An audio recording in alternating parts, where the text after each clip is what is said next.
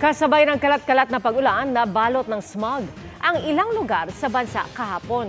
Ayon sa Pag-asa, asahang mararanasan pa rin yan hanggang bukas dahil sa umiiral na Intertropical Convergence Zone o ITCZ. Nakatutok si EJ Gomez. Sa videong ito ng uploader na si Mike Ramos, kita ang smog na bumalot sa kalangitan ng Maynila kagabi na may pagkulog at kidlat pa sa makapal na ulap.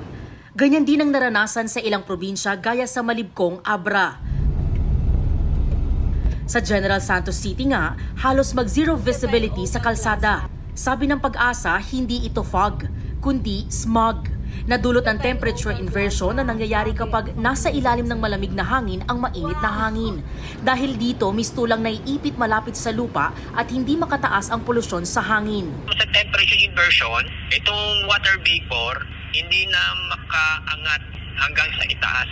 Nag-stop na siya almost malapit sa lupa.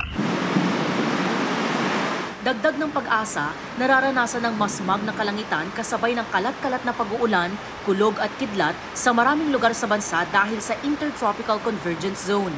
Nakita namin mga nasa tema pag-uulan katulad kahapon kasi umiirap pa rin yung ITCZ sa bansa. So asahan po natin nangyari kahapon for today sa ngayong Sabado.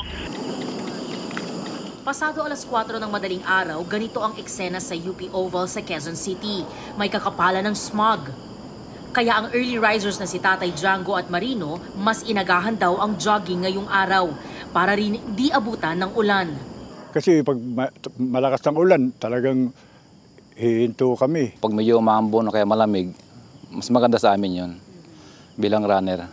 Sabi ng Pag-asa, Yung Sunday, medyo gaganda ang panahon kumpara kahapon kasi hihina ang ITCZ. Para sa GMA Integrated News, EJ Gomez, nakatutok, 24 oras. Mga kapuso, patuloy na tumutok sa mga balita. Mag-subscribe sa GMA Integrated News sa YouTube.